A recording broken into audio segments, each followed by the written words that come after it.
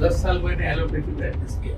मेरा mental service hospital था, practice बहुत अच्छी थी। उस समय acupuncture was not a recognised science. 40 साल से मैं कोशिश कर रहा था कि गवर्नमेंट इसको मान्यता दे। कोई तथ्य नहीं है अल्टरनेटिव मेडिसिन में, तो उनको बैन करना चाहिए।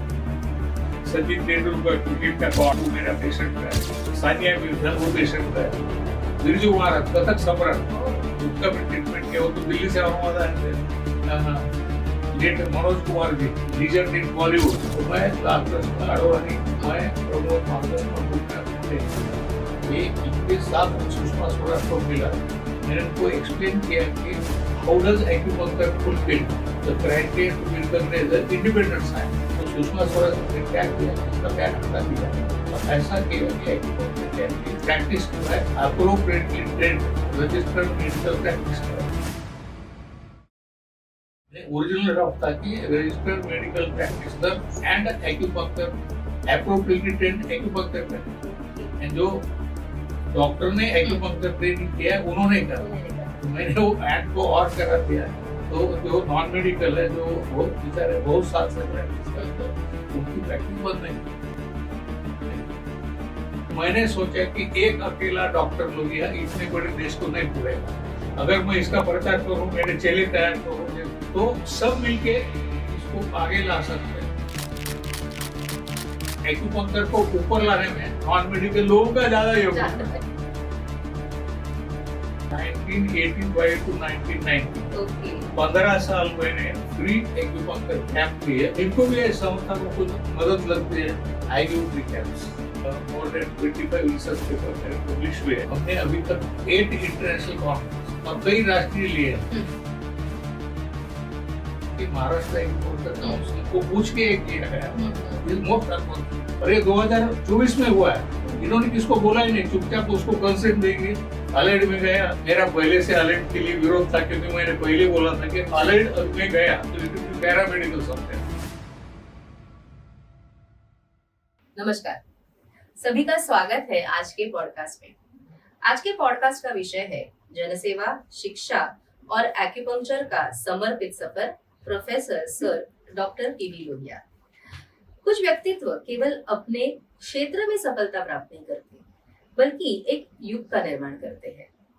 Professor sir doctor PV Lohia एक ऐसे ही प्रेरणादायी व्यक्तित्व है। आज हमारे बीच एक ऐसी महान विभूति उपस्थित है जिन्होंने अपने ज्ञान, शोध, समर्पण और दूरदर्शिता से एक्यूपंक्चर विज्ञान को भारत ही नहीं बल्कि विश्व पटल पर एक नई पहचान दी है। आदरणीय professor sir doctor PV Lohia sir, आपका कार्यक्रम में स्वागत है। सर की मैं थोड़ा सा इंट्रोडक्शन देने की कोशिश करती हूँ, हालांकि इंट्रोडक्शन बहुत ही लंबा है और उनका कार्य भी बहुत अच्छा है। मैं थोड़ा सी कोशिश करूंगी कि उसको समर्पित करूं और थोड़ा सा संकोचित करके आपको बता सकूं।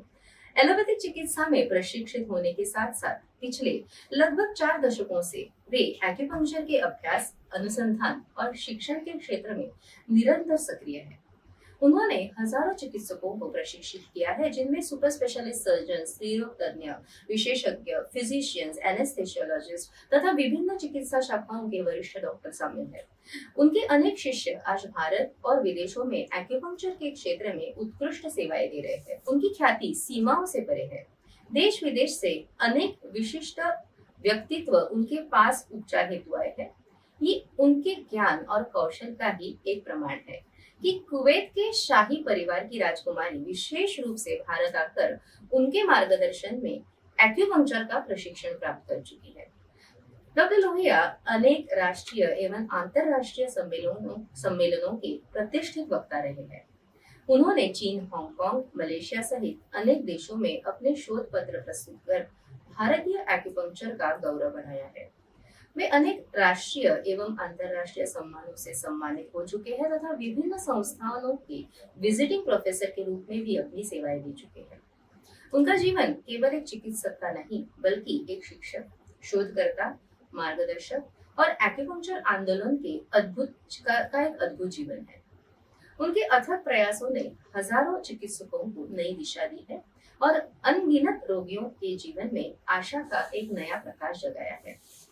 एक्यूपंक्चर जगत की इस महान विभूति हमारे प्रेरणा स्रोत आदरणीय प्रोफेसर सर डॉक्टर बीबी लोहिया, उनका मैं हार्दिक स्वागत करती हूँ फिर से और अभिनंदन एवं वंदन के साथ ही इस इंटरव्यू की शुरुआत करती हूँ। सर फिर से मैं एक बार आपका स्वागत करती ही हूँ। भारत में जो एक्यूपंक्चर का एक छोटा सा आंदोलन से राष्ट्रीय पहचान तक पहुंचने का आपका महत्वपूर्ण योगदान रहा है, तो हम जानना चाहेंगे कि ये जो प्रेरणादायी शुरुआत हुई थी, ये सफर आखिर कैसे शुरू हुआ आपका? 10 साल मैंने एलोपैथी प्रैक्टिस किया। मेरा मैटरनिटी सर्विस हॉस्पिटल था, प्रैक्टिस बहुत अच्छी थी। मुझे ऐसा लगा कि इसमें हम सिम्टोमेटिक ट्रीटमेंट करते हैं, लक्षणों को दबाते हैं, क्योर नहीं है। इसलिए मैं ऐसे साइंस के खोज में था कि मैं कुछ अलग करूं, इसलिए मैं एक्यूपंक्चर में आया। और एक्यूपंक्चर में आने के बाद उस समय acupuncture was not a recognised science. लोग एक्यूपंक्चर को क्वेकरी समझते थे कि बोगस है, जादू टोना है, ऐसा कुछ। तो मैंने तब से यानी 1990 यानी करीबन 40 साल से मैं कोशिश कर रहा था कि गवर्नमेंट इसको मान्यता दे, राजस्व है। चाइना में इसलिए पॉपुलर हुआ कि चाइना में अवधूत ने राजस्व दिया था, तो उसके पीछे 1990 से था। 2003 में क्या हुआ कि गवर्नमेंट ने इस पे पाबंदी लगा दी। दिल्ली हाईकोर्ट ने गवर्नमेंट को बोला था कि कमेटी अपॉइंट करो कि बाकी जो सो कॉल्ड अल्टरनेटिव मेडिसिन है इसमें क्या सच है, क्या उसको मान्यता देना चाहिए क्या। तो अनफॉर्चुनेटली गवर्नमेंट ने जो कमेटी अपॉइंट की उसमें सब एलोपैथी के लोग थे कि जो अल्टरनेटिव मेडिसिन का निर्णय लेने आ रहे थे, और उन्होंने ऐसा कहा कि ये सब इसमें कोई तथ्य नहीं है अल्टरनेटिव मेडिसिन में, तो उनको बैन करना चाहिए। जब ये मुझे पता चला तो मैं एक्चुअली पॉलिटिक्स में था नेशनल लेवल पे। हाँ, ये नरेंद्र मोदी, सुषमा स्वराज, गोपीनाथ मुंडे, प्रमोद बाजवा, इनके साथ मैं वहाँ इन्वॉल्व था एक्टिव पॉलिटिक्स में। मेरे संबंध अच्छे थे। तो मैं फिर सुषमा स्वराज को हेल्थ मिनिस्टर, तो मैं लाल कृष्ण आडवाणी, मैं प्रमोद महाजन और गोपीनाथ मुंडे, ये इनके साथ सुषमा स्वराज को मिला। मैंने उनको एक्सप्लेन किया कि how does acupuncture fulfil the criteria to be recognised as independent science. तो सुषमा स्वराज ने फिर क्या किया कि इसका बैन हटा दिया और ऐसा किया कि acupuncture can be practised by appropriately trained registered medical practitioner। अब उसमें मुझे एक खतरा लगा कि जो प्रैक्टिस करते थे एक्यूपंक्चर उसमें 80-90% नॉन मेडिकल थे, उनको प्रॉब्लम आ रहा था। तो मैंने मेरे सोर्स से करके उसके हैंड को और करा दिया। ओरिजिनल ड्राफ्ट था कि registered medical practitioner and acupuncture appropriately trained acupuncture practitioner. जो डॉक्टर ने एक्यूपंक्चर ट्रेनिंग किया उन्होंने करा, तो मैंने वो हैंड को और करा दिया। तो जो नॉन मेडिकल है, जो बहुत बेचारे बहुत साल से प्रैक्टिस करते हैं, उनकी प्रैक्टिस बंद नहीं हुई। और ये जो आपका कार्य है कि सिर्फ खुद का ना सोच के समाज के हित का विचार करना, ये आपका हमेशा व्यक्तित्व का एक बहुत ही सुंदर पहलू रहा है।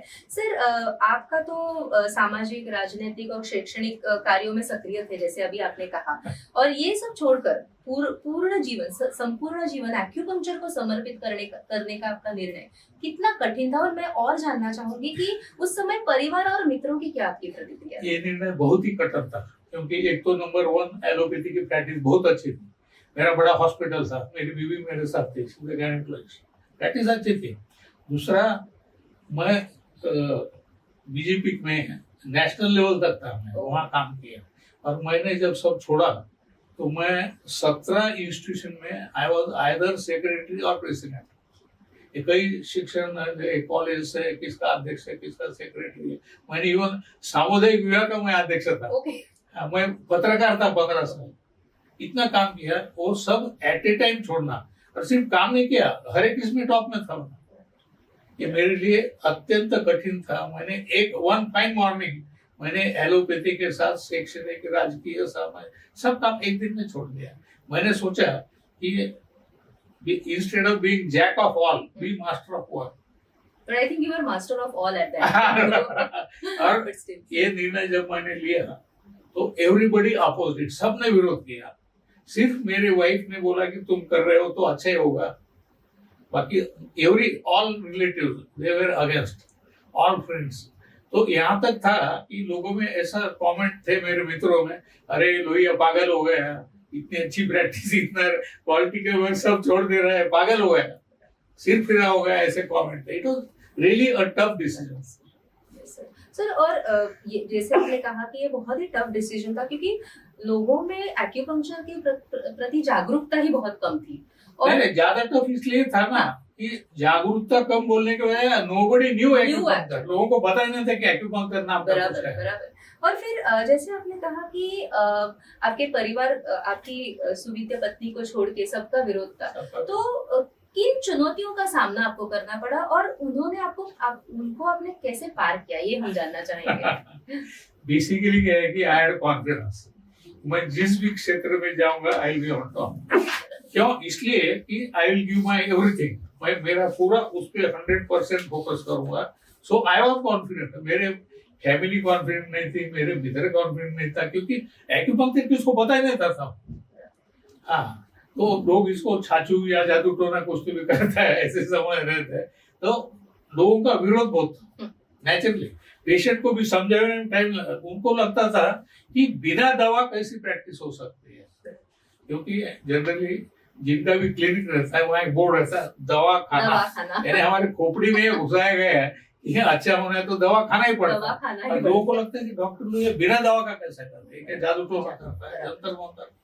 तो पेशेंट को एक्सप्लेन करना उस समय बहुत डिफिकल्ट था। सर, और एक और ऐसे जानना चाहूंगी कि एक्यूपंक्चर के अलावा अनेक वैकल्पिक चिकित्सा पद्धतियां हैं, तो फिर आपके मन में क्यों आया कि आप पूरा जीवन एक्यूपंक्चर को समर्पित करें? एक्यूपंक्चर मैंने इसलिए प्रिफर किया कि एक्यूपंक्चर में नंबर 1 दवा नहीं है, यानी आप हर्बल भी लोगे तो कुछ ना कुछ तो साइड इफेक्ट हो सकता है। इसमें केमिकल नहीं, हर्बल नहीं, कुछ भी नहीं, मेडिसिन नहीं है।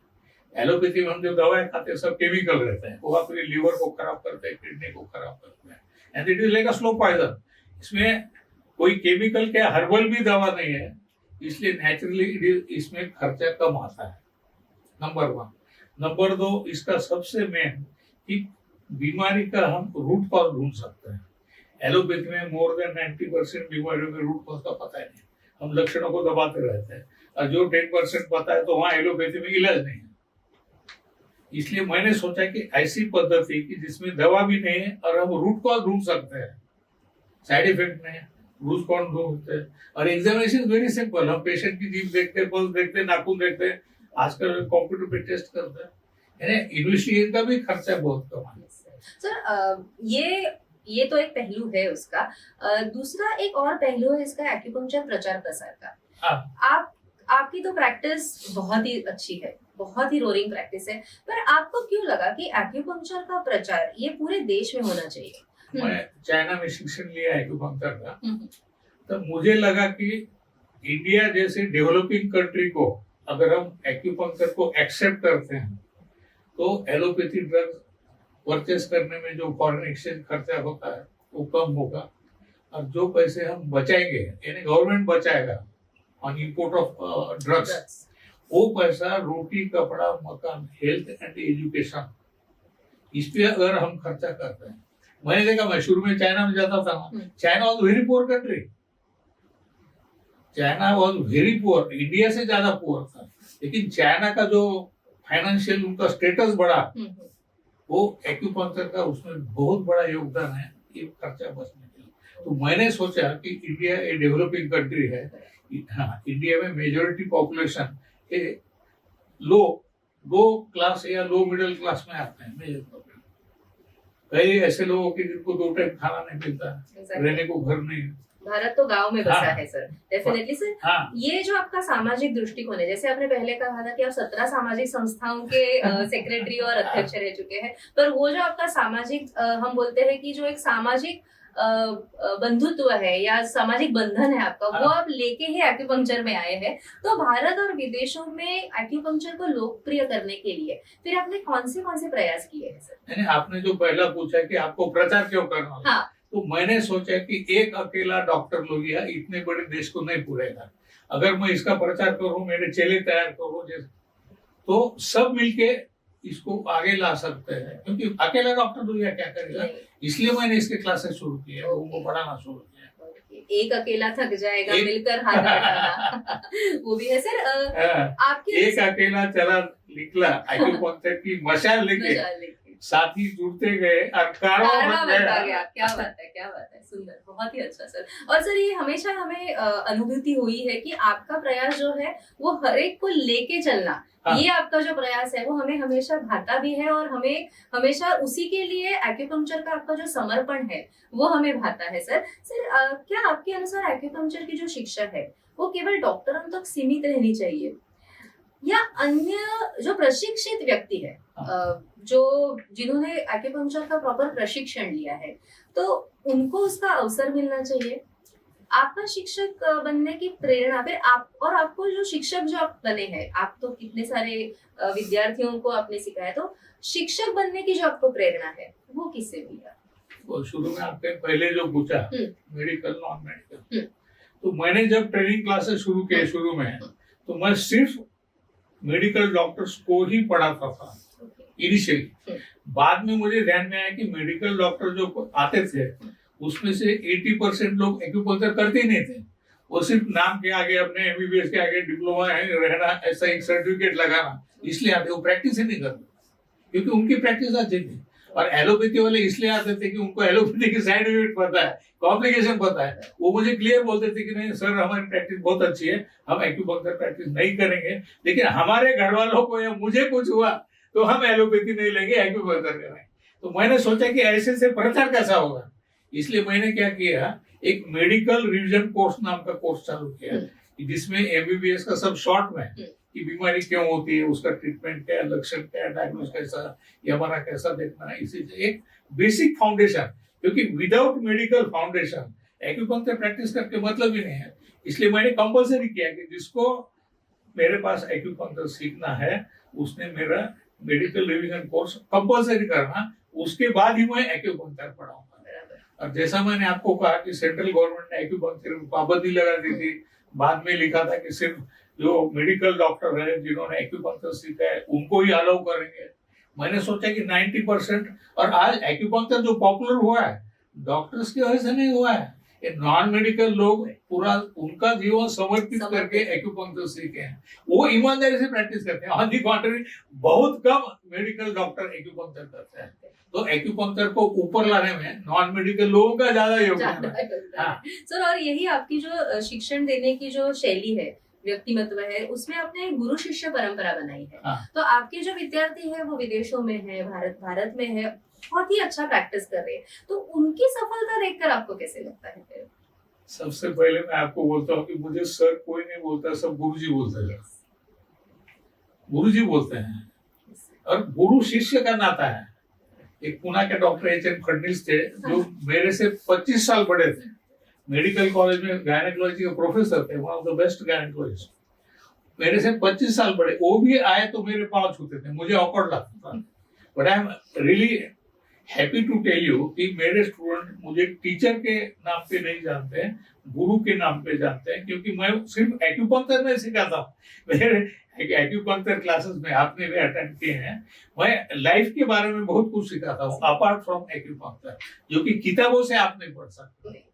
तो किताबों के परे बहुत ही बड़ा ज्ञान रहता है। सर यही मेरा मैं पूछना चाहती हूँ कि आपने सर कहा कि आपने मेडिकल डॉक्टर्स को प्रशिक्षण लिया, वैसे आपने नॉन मेडिकल को विद्यार्थी भी बनाए हैं, तो इसको इन दोनों में आपको इनकी सीखने की क्षमता है, दृष्टिकोण है, कार्यशैली है, इसमें आपको क्या अंतर महसूस हुआ है? इसमें जो मेडिकल डॉक्टर्स है जिन्होंने आपने जिनको प्रशिक्षण किया, और नॉन मेडिकल। एक्चुअली मेरा अनुभव ऐसा है कि मेडिकल डॉक्टर को सिखाना ज्यादा डिफिकल्ट है।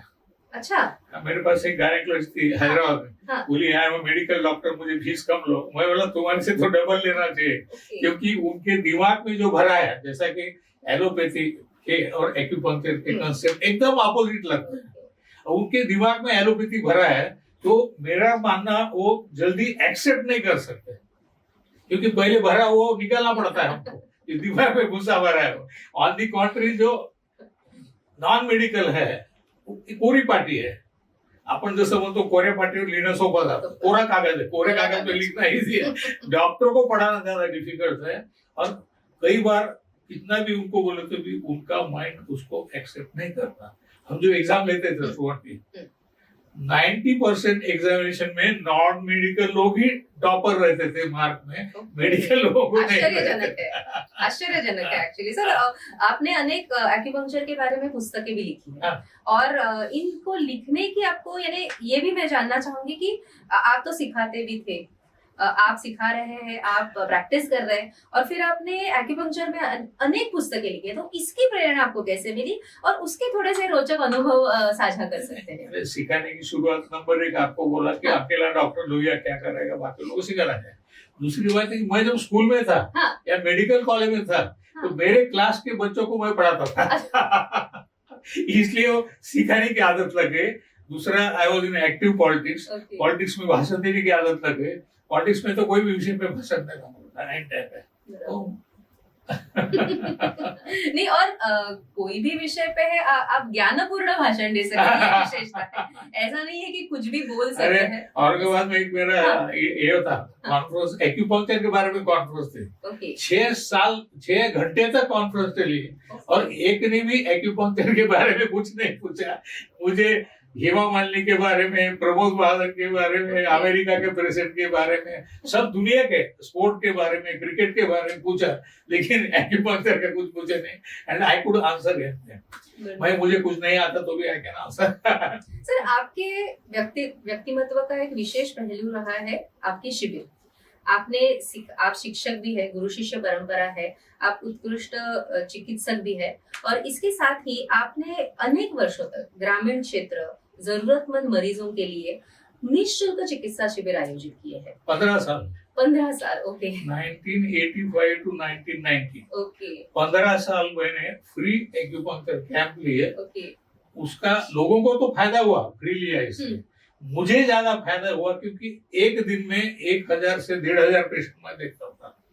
इसलिए जो ज्ञान मैंने पुस्तकों से प्राप्त नहीं कर सका, वो मुझे क्लिनिकल नॉलेज मिला, और उसका एक्सपर्टाइज हो गया मैं क्लिनिकल में। कि मैं प्रैक्टिस करते समय मैं सिर्फ ऐसा बैठता हूँ, जीभ दाखवा, नाका दाखवा, डायग्नोस हो जाता है। पेशेंट को देखते ही body, mind, soul, emotions and spirit, पूरा मेरा ब्रेन उसका एक्सरे करता है।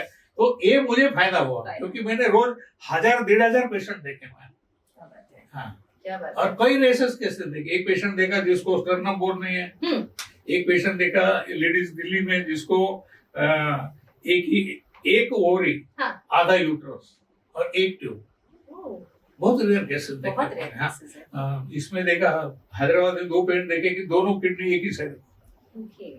वो केस में तो पेशेंट पूछने को आया कि सर एब्सेंस ऑफ किडनी आप ट्रीट कर सकते हैं, रिपोर्ट लेके आया एब्सेंस ऑफ किडनी। मैंने बोला मैं रिपोर्ट वैल्यू नहीं करता, तू फिल्म लेके आया, एक्सरे फिल्म। उसमें देखा मैंने इधर एक किडनी और इधर दूसरी किडनी उधर ही नीचे। डॉक्टर ने ऐसा देखा, इधर किडनी इधर नहीं, लिख दिया एब्सेंस ऑफ किडनी। बहुत रेयर केसेस देखे। एक देखा जिसको सैक्रम नहीं, कॉक्सिक्स नहीं। मैंने सूरत की एक औरत देखी जिसको 4 निपल्स थे। एब्सेंस ऑफ वजाइना के तो कई केसेस देखे, मोर देन 8 to 10। यानी इस रुग्ण अनुभव में और रुग्ण उपचार में आपकी चिकित्सा को भी बहुत ही अच्छा आयाम दिया है, और आपकी चिकित्सा को भी उसने अच्छा बनाया है। ये हम कह सकते हैं। मैं सिर्फ फ्री कैंप नहीं लिए हैं, इन एडिशन टू दैट हमारे मराठवाड़ा में अम्बेजोगाई में एक संस्था है हमारा लोग, तो उनको थोड़ा पैसों का प्रॉब्लम था, सोशल संस्था, बोले हमको कुछ हेल्प करो। मैंने 6 महीने उनके वहाँ हर महीने में जाता था और एक्यूपंक्चर फ्री शिविर लेते। फ्री है मेरे तरफ से, वो लोग चार्ज करते थे, पैसे रखते थे। यहाँ डोबिली में एक मूक बधिर रोटरी क्लब के तरफ से मूक बधिर स्कूल चलाया जाता है, वो भी आए थे कि हमको फाइनेंशियल हेल्प करो। मैं तुमको 15 दिन का शिविर देता हूँ, मुझे कुछ मत दो, जो पैसे आएंगे तुम लो। तो उस जमाने में 25 साल पहले उनको 5-6 लाख रुपए मिला। तो जिनको भी संस्था को कुछ मदद लगती है, I give free camps. Sir, ये और आपने अभी कहा कि जैसे आपने गुरु शिष्य परंपरा हुई है, आपने साहित्य प्रकाशन में आप बहुत ही अग्रसर है, तो उसके बारे में थोड़ा सा और मैं जानना चाहूंगी कि कौन से साहित्य आपने प्रकाशित किए? मैंने कई एक्यूपंक्चर और एक्यूप्रेशर इस पे कई प्रकाशित किए है। ये मेरा एक text book of acupuncture, latest edition है, इसकी कई एडिशन हुए अभी तक। ये दुनिया के कई कॉलेजेस में टेक्स्ट बुक बोल के यूज होता है बेसिक कोर्स के लिए। दूसरा ये एडवांस एक्यूपंक्चर, ये भी कई कॉलेजेस में टेक्स्ट बुक बोल के यूज होता है, most advance in the world. इसके अलावा मैंने सोचा कि कॉमन मैन कि इंडिया में अगर इसको प्रचार करना है, लोगों का पैसा बचाना है, तो एक्यूप्रेशर इज इजी, क्योंकि एक्यूपंक्चर में तो डॉक्टर के पास जाना पड़ेगा। इसलिए मैंने एक्यूप्रेशर पे मोर देन 1500 1,500 से ज्यादा मैंने लेक्चर दिया है, 2-3 घंटे के लेक्चर, कि जिसमें मैं लोगों को ये बताऊं कि छोटी मोटी बीमारी तुम घर के घर कैसे कर सकते हो। और उस पर मैंने बुक लिखा एक्यूप्रेशर, ये एक्यूप्रेशर बुक है जिसमें 50 बीमारियों का घर के घर उंगली से दबा के इलाज कैसा करना ही दिया है। मैं चाहता हूँ कि छोटी मोटी बीमारी के लिए लोगों का पैसा खर्चा न करना पड़े, वो खुद, क्योंकि हम गरीब देश है, हम middle class, low middle class, तो पैसा बचा सकते हैं ना। ये मराठी है, ये उसका गुजराती है, फिर ये हिंदी है, ये इंग्लिश है, और इसके अलावा मैंने जर्मन में भी ट्रांसलेट किया इसका। अच्छा। और उसका प्रकाशन म्यूनिक में किया मैंने, जर्मनी में, और 3 महीने में 10,000 बुक वहां बेचे। क्या बात है सर। सर, ये जो साहित्य है, इसके साथ आपने बहुत सारे रिसर्च पेपर्स भी पब्लिश किए, तो उसके बारे में मैं जानना मैंने कई मोर देन 25 रिसर्च पेपर मेरे पब्लिश हुए हैं, कि जो कि अलग दुनिया के अलग अलग देशों में कॉन्फ्रेंस में किए। तो सबसे पहला जो था कि चाइना में कॉन्फ्रेंस थी हमारी, और उसका विषय था कि how to live long with the help of acupuncture. तो बाकी जो वक्त आए उन्होंने ये दिया था कि काजू खाओ, बादाम खाओ, योगा करो, आमका करो, चिकन। मैंने ये विषय अलग तरीके से ला कि अगर हमको लाइफ बढ़ाना है, दीर्घायुष्य होना, तो पहले ये जानना चाहिए कि हम मरते क्यों हैं, डिजेनरेशन क्यों होता है, और उसको अगर आप रोक सकते हो, हाँ, तो फिर आप दीर्घायुष्य हो सकते हो। तो मेरा इस पे रिसर्च पेपर था कि आदमी मरता क्यों है, पंचमहाभूत जो रहते हैं, पंचमहाभूत, तो अब आयुर्वेद के अलग है, एक्यूपंक्चर के अलग है। तो according to my research paper, हम जब पैदा होते तो अपने माँ बाप से जो एनर्जी मिलती है वो किडनी में जमा रहती है, DU4 magnet point and points around that, UB23, और ये एक ही बार मिलती है आदमी को। बाकी जो हम खाने से, पानी से जो ऊर्जा लेते हैं, हवा से, दैट इज एक्वायर्ड चीज, जो आप होना तब ले सकते हैं, लेकिन माँ बाप से जो मिलता है कंजनेट, एक ही बार मिलता है। और इस पे मेरा बेस था कि पंचमहाभूतों में हम ज्यादा जो काम करते हैं, locomotor disorder which are related to kidney, इसलिए किडनी में जैसी एनर्जी कम होती जाती है, किडनी में एनर्जी कम होती है, इसलिए बॉडी में फायर बढ़ता है, इसलिए मेटल पे इफेक्ट होता है। इस पे बेस था कि अगर आपको दीर्घायुष्य होना है तो किडनी की और लंग की एनर्जी बढ़ाना और हार्ट की फायर को कंट्रोल में करना, कि this is cause of degeneration, और इसको अगर हम ट्रीट करते हैं तो हम दीर्घायुष्य हो सकते हैं। तो मेरे पेपर को चाइना में बेस्ट पेपर बोल के अवार्ड मिला। उसके बारे में चाइना टीवी, चाइना रेडियो और प्रेस, उन्होंने मेरा लाइव इंटरव्यू लिया। दैट लेडी, वो मुझे बोली कि doctor Lohia, we are thankful to you that you are popularising Chinese medicine in your country. मैंने कहा sorry madam, rather I am thankful to Chinese government and Chinese people for having accepted my Indian medicine in your country.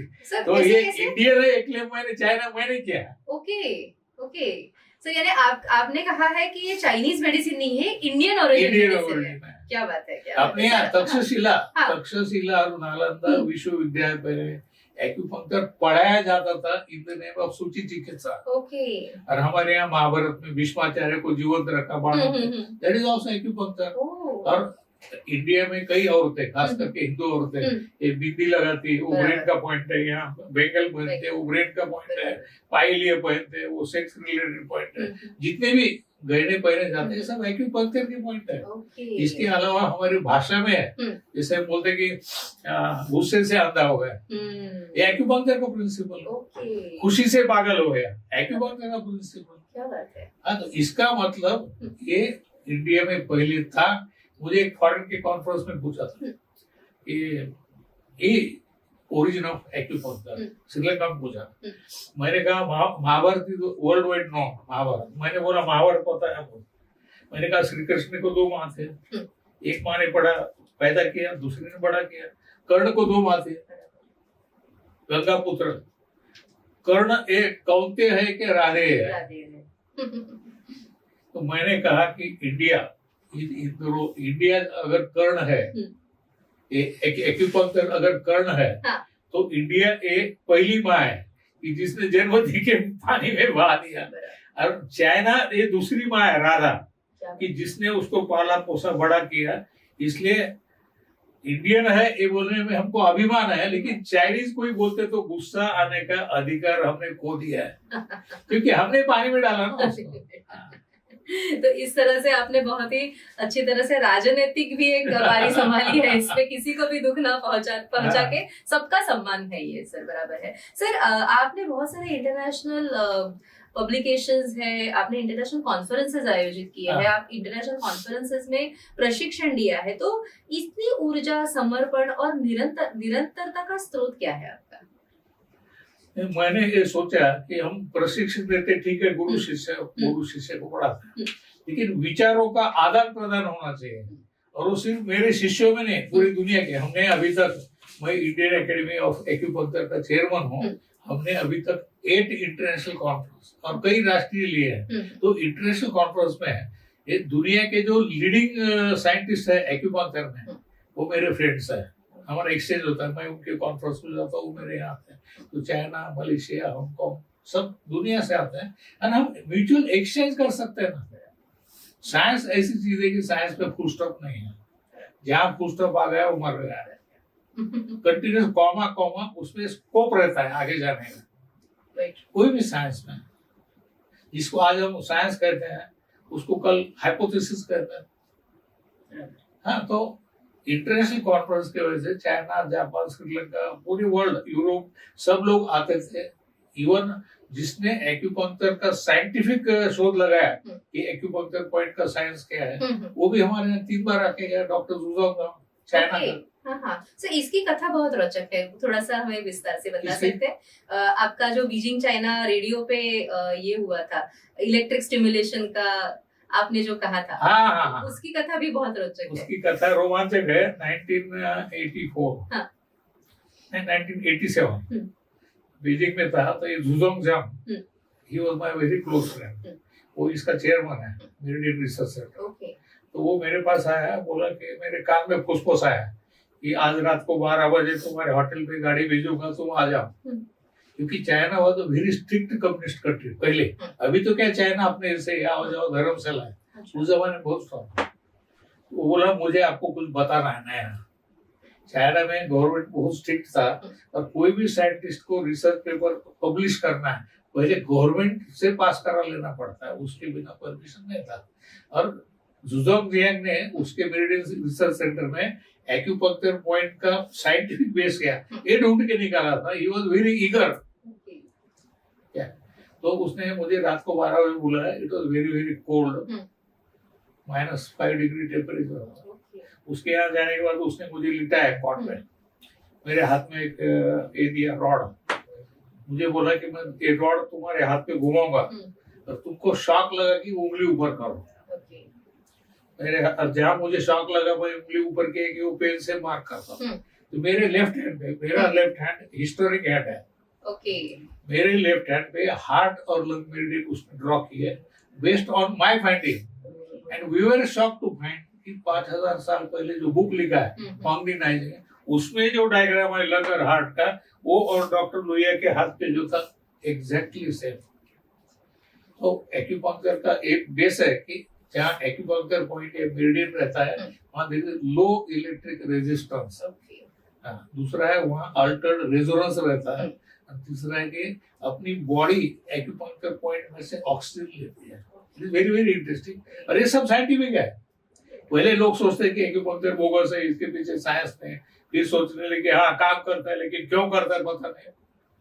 और मुझे कहने को खुशी है कि मैंने वो कंफर्म किया मेरे बॉडी पे जुजोंग ने। उसके बाद उसने चाइनीज गवर्नमेंट को ये किया, ये पब्लिश करने के हमको ये करो। और ये आदमी हमारे यहाँ 3 बार आके गया और इंटरनेशनल कॉन्फ्रेंस को, उसने वहाँ प्रेस वालों को दिखाया कि how to find acupuncture. Sir ये प्रेस से और एक मैं आपसे जानना चाहूंगी कि रुग्ण सेवा तो बहुत बहुत ही है आपकी, पर उसमें कुछ सेलिब्रिटी सेवा भी है सर। तो उसके बारे में जरा जानना चाहूंगी, उत्सुकता है मुझे। देखो, लोगों के हिसाब से वो सेलिब्रिटी है। जैसा सचिन तेंदुलकर क्रिकेट का गॉड, वो मेरा पेशेंट है। टेनिस सानिया मिर्जा, वो पेशेंट है। बिरजू महाराज कथक सम्राट, उनका भी ट्रीटमेंट किया। वो तो दिल्ली से औरंगाबाद आए थे। लेट मनोज कुमार जी, लीजेंड इन बॉलीवुड, इनके क्रांति, उपकर, वो फेमस पिक्चर है। वो उनको चलने नहीं आता था। उनको लाइफ टाइम अचीवमेंट अवार्ड जब मिला तो 2 लोग पकड़ के स्टेज पे ले गए थे। तो मैंने 15 दिन यहाँ इलाज किया उनका मुंबई में। 15 दिन औरंगाबाद आए थे, पूरे अच्छे हो गए। उन्होंने मेरे ऊपर एक पोएम लिखी मनोज कुमार ने 2 मिनट में, कि इस जिंदगी में मुझे कोई लुभा न सका, लेकिन इसने है मेरा दिल जीत लिया, उसका नाम है डॉक्टर लोहिया। डॉक्टर लोहिया, अरे पब्लिश हुई ना है। ऐसे कई है, लेकिन as far I am concern, मैं कॉमन मैन और सेलिब्रिटी में फर्क नहीं करेगा। मैं डॉक्टर हूँ, वो सेलिब्रिटी होगा ठीक है, लेकिन पेशेंट है। सेवा कई सेलिब्रिटी मुझे बड़े लोग जो खुद को समझते हैं पैसे वाले, ब्लैंक चेक ऑफर करते हैं मुझे कि हमारे घर को आके ट्रीटमेंट करो। मैं अगर कोई बेड रिडन है तो किसके घर को जाऊंगा, लेकिन केवल उसके पास पैसे इसलिए मुझे घर आते हैं। मैं एक ही बोलता हूँ उनको, जिसको गंगा का जल पीना है उसको गंगा नदी पे जाना पड़ता है, नदी तुम्हारे यहाँ घर को आके बर्तन नहीं भरेगी। सर, जैसे अभी आपने कहा कि बीजिंग में आपका जो अनुभव आपने साझा किया, तो चीन में एक्यूपंक्चर एक स्वतंत्र प्रणाली के रूप में स्थापित है। सर, भारत में उसी स्तर की मान्यता दिलाने के लिए अब तक क्या प्रयास हुए हैं और भविष्य की संभावनाओं को आप कैसे देखते हैं? तो पहले तो मैं चीन से शुरू करता हूँ। चीन में भी ठीक है, हम उसको चाइनीज कहते हैं, चाइनीज में सब हुआ रिसर्च पूरा एक्यूपंक्चर का बहुत रिसर्च हुआ चाइना में। लेकिन दुर्दैव की ये बात है, जब तक चाइना स्ट्रिक्ट कम्युनिस्ट था तब तक एक्यूपंक्चर जोर में था। अभी वहाँ एलोपैथी घुस गया, और अभी भी लोग, क्योंकि एलोपैथी शॉर्टकट प्रैक्टिस, कम पैसे में इसमें ज्यादा पैसे कमा सकते हैं। अनफॉर्चुनेट बात है कि अभी चाइना में एलोपैथी राइट ऑन टॉप, और एक्यूपंक्चर लोग भूल गए। जैसे हमारे आयुर्वेद ये इंडियन है, लेकिन कई आयुर्वेद के प्रैक्टिस खुद एलोपैथी प्रैक्टिस करते हैं। वैसे चाइना में अभी एक्यूपंक्चर करने वाले बहुत कम लोग होते हैं। हाँ, अच्छा एक्यूपंक्चर ढूंढना है, जैसा इंडिया में वैद्य बोलते हैं, तो पुराने आयुर्वेद के एक्सपर्ट है वैद्य, जो नाड़ी परीक्षा से पूरा डायग्नोज करते हैं। वैसे चाइना में पहले था, लेकिन अभी चाइना में अनफॉर्चुनेट पार्ट है। सरप्राइजिंग है एक्चुअली, वेरी सरप्राइजिंग। और जहाँ तक इंडिया का कमाल है, मैंने आपको बोला था कि मैंने 1990 से प्रयास किया कि इसको राजा से मिलना चाहिए। मुझे बहुत लोग पहले बोलते थे, मैंने बोला कि हमको पहले लोकाश्रय होना चाहिए। मैंने जो 15 साल कैंप लिए, मैं बोला अगर ये पॉपुलर हो गया तो ही गवर्नमेंट राजाश्रय देगा, नहीं तो नहीं होगा। लोगों ने डिमांड करना चाहिए, डॉक्टर लोग डिमांड करेंगे, सरकार सुनेगी नहीं। लेकिन जब हजारों लोग पेशेंट डिमांड करेंगे कि अच्छा साइंस है, इसको रिकॉग्नाइज कर, तो लोग करेंगे। और अभी मैंने बोला आपको कि 2000 साल में वो पहले विधेयक आया, एनी एप्रोप्रिएटली ट्रेड। पहले ऐसा था कि डॉक्टर कैन प्रैक्टिस, मैंने उसमें मेरे रिलेशंस थे गवर्नमेंट में, मैंने उतना बदलाव किया कि any appropriately trade means RMP रहो, रजिस्टर प्रैक्टिस रहो या दूसरा रहो, दे कैन प्रैक्टिस एक्यूपंक्चर। अभी एक्यूपंक्चर को उसके बाद हमारी कंटिन्यूस मांग थी कि इसको इंडिपेंडेंट मेडिसिन बोल के मान्यता दो। तो हमारे संस्था की तरफ से हमने गवर्नमेंट को कई बार लिखा। तो सेंट्रल गवर्नमेंट ने 4-5 मीटिंग मुझे इनवाइट किया था, और भी कुछ लोगों को इनवाइट किया था एक्यूपंक्चर के बारे में। तो 4-5 बार हमारी सेंट्रल गवर्नमेंट मीटिंग हुई। वहाँ के एक इंटरेस्टिंग किस्सा बोलता हूँ। वो जो हेल्थ सेक्रेटरी था, मुझे बोला कि your science is based on existence of energy, can you show me energy, ऐसा क्वेश्चन पूछा। तो मैंने उनको बोला कि सर अभी वाईफाई चालू है क्या? उन्होंने देखा कि मोबाइल खोल के बोल, मैंने हाँ वाईफाई चालू है। मैंने दिखाओ मुझे कहाँ चालू है। बोले मोबाइल चालू है, व्हाट्सएप चालू है, फेसबुक चालू है, इसका मतलब वाईफाई है। मैं बोला वैसे ही आदमी हिलता है, डूबता है, नाचता है, इसका मतलब एनर्जी है। बराबर है। और अल्टीमेटली गवर्नमेंट एग्रीड कि एक्यूपंक्चर को इंडिपेंडेंट मेडिसिन बोल के मान्यता देंगे। ओके। अनफॉर्चुनेटली क्या हुआ कि हमारी डिमांड जो थी वो थी कि इसको आयुष में डालो। आयुष में अगर जाता था, मैंने ये भी दिया राइटिंग में कि आयुष में स्पेलिंग चेंज करो, add one more A for acupuncture, double A. हाँ, राइटिंग भी दिया, 4-5 बार दिया। लेकिन कुछ लोगों ने, एलोपैथी डॉक्टर्स ने, जो इसको एलोपैथी में डालना चाहते थे रादर देन आयुष, उन्होंने गवर्नमेंट से बातें करके इसको अलाइड एंड हेल्थ में डाल लिया। तो इसका सबसे बड़ा नुकसान ये है कि अगर आयुष में जाता था तो उसको एक आयुर्वेद, होम्योपैथी इसके बराबरी का दर्जा मिलता था। अब ये अलाइड में आने से इसको अभी पैरामेडिकल सब्जेक्ट हो गया। हाँ, अरे एलोपैथी वालों के उनको एलोपैथी के अंडर रखना। अरे ये अनफॉर्चुनेट बात है कि महाराष्ट्र एक्यूपंक्चर काउंसिल को पूछ के ये किया गया। Is most unfortunate. इनको सब पता था। और ये 2024 में हुआ है, इन्होंने किसको बोला ही नहीं, चुपचाप उसको कंसेंट देगी। अलाइड में गया, मिठाई बांटी, अलाइड में गया, हमारा विजय हो गया, जेपी नड्डा को जाके आभार माने वहां। हाँ, तो ये महाराष्ट्र काउंसिल की मेरे हिसाब से बहुत बड़ी गलती है कि उन्होंने अलाइड को मान्य ही किया। फिर वर्तमान में भारत में एक्यूपंक्चर के लिए कौन कौन से सरकारी नियम और नियामक व्यवस्थाएं लागू है, जैसे विद्यार्थियों और आम जनता को इनके बारे में क्या जानना चाहिए, ये जरा हमें बता सकते हैं क्या? अभी नेशनल लेवल पे एक्यूपंक्चर को मान्यता मिल गई, लेकिन अभी भी वो अलाइड और इसका बात चल रहा है। मेरा पहले से अलाइड के लिए विरोध था, क्योंकि मैंने पहले बोला था कि अलाइड में गया तो it will be paramedical subject. यहाँ भी पहले मारोड़ा विद्यापीठ में एक बॉडी बनाई थी रिगार्डिंग कोर्सेस इन एक्यूपंक्चर। मुझे जानबूझ के उससे हटा दिया गया वो बॉडी से, मैं विरोध करूंगा सोच के। और इन्होंने bachelor of acupuncture bracket, bachelor of acupuncture के बजाय हमारे यहाँ डिमांड था कि बैचलर ऑफ एक्यूपंक्चर कोर्स 4.5 का होना चाहिए। इन्होंने क्या किया, जानबूझ के मुझे वो बॉडी पे नहीं रखा और बैचलर ऑफ साइंस ब्रैकेट में एक्यूपंक्चर 3 साल का डिग्री कोर्स। अब बैचलर ऑफ साइंस में जैसा फिजिक्स है, केमिस्ट्री, वैसा एक्यूपंक्चर। तो लोग एक्सेप्ट में, you can't attract students. Acupuncture का बैचलर तो लोग आएंगे, बैचलर ऑफ साइंस का सर्टिफिकेट दे तो क्यों आएंगे? और महाराष्ट्र में और बंगाल में काउंसिल है, बाकी स्टेट में नहीं है। तो बंगाल की काउंसिल बंद हो गई क्योंकि वो स्ट्रिक्ट थे कि सिर्फ डॉक्टरों के लिए करना, बाकी लोगों को 3.5 साल का कोर्स करना, ये वहाँ बंद हो गई। महाराष्ट्र में काउंसिल है। सर, ये आपने कहा कि अलाइड और आयुष का ये है। सर, इससे और एक थोड़ा सा मुझे पीछे जाके मुझे और एक प्रश्न आपको पूछना है कि जैसे आपने कहा कि बिना औषध सेवा है ये, और जैसे आपने कहा कि एलोपैथी में बहुत सारे ऐसे रोग है जिसका हम समूल कारण से उच्चाटन नहीं कर सकते हैं, जो एक्यूपंक्चर में बहुत बार हो जाता है। पर एक्यूपंक्चर की कोई सीमा है क्या सर?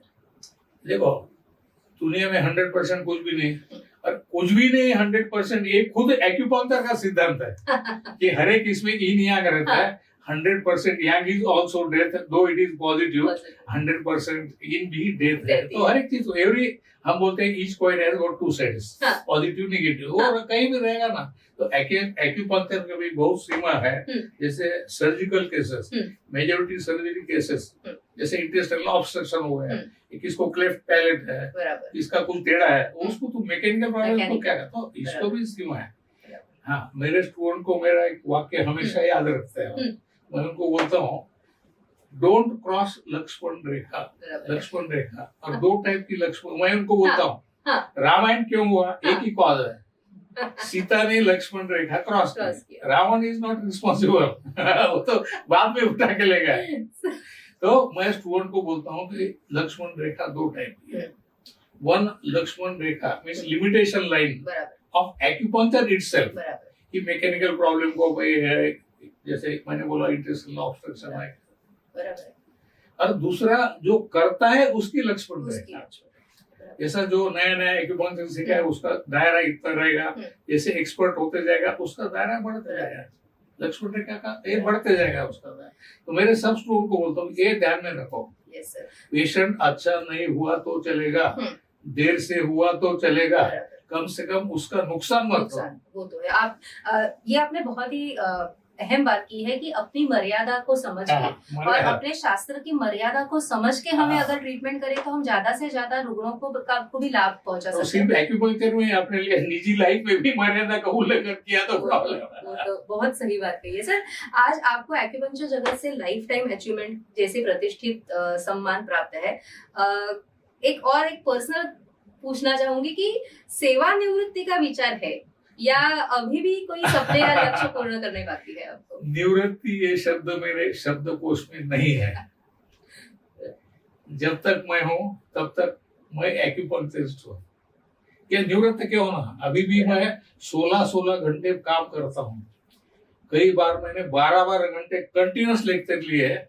और मैं जिस होटल में रहता हूँ, मैनेजर बोलता है सर तुम गए तब तो थोड़े सुस्त थे, अब तो ज्यादा फ्रेश हो गए। At the end of the day I am more fresh.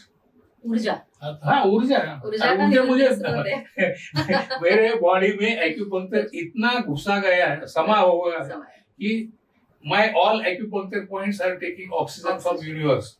मैं नहीं सोया नहीं खाया तो भी मेरी ऊर्जा कम नहीं। लोग मुझे ये पूछते कि इतकी ऊर्जा कुठून येते तुम्हाला? कॉस्मोसून येते। ये साधना है आपकी सर। कॉस्मोस से डायरेक्ट आती है। May be God gift. मेरे 24 घंटे मेरे दिमाग में अगर एक्यूपंक्चर है तो एनर्जी क्यों नहीं घुसेगी एक्यूपंक्चर पॉइंट में? जैसे हमने अभी देखा कि एक ऊर्जा का निरंतर स्रोत है जो सर को समर्पण, सेवा, रुग्ण सेवा और अध्ययन की सेवा के लिए प्रेरणा देता है। ऐसे ही जो प्रेरणादायी व्यक्तित्व है professor sir doctor P B Lohia sir, आज हमारे पॉडकास्ट में आपका जो आपने विचार साझा किए इसके लिए मैं आपकी आभारी हूँ सर। धन्यवाद सर।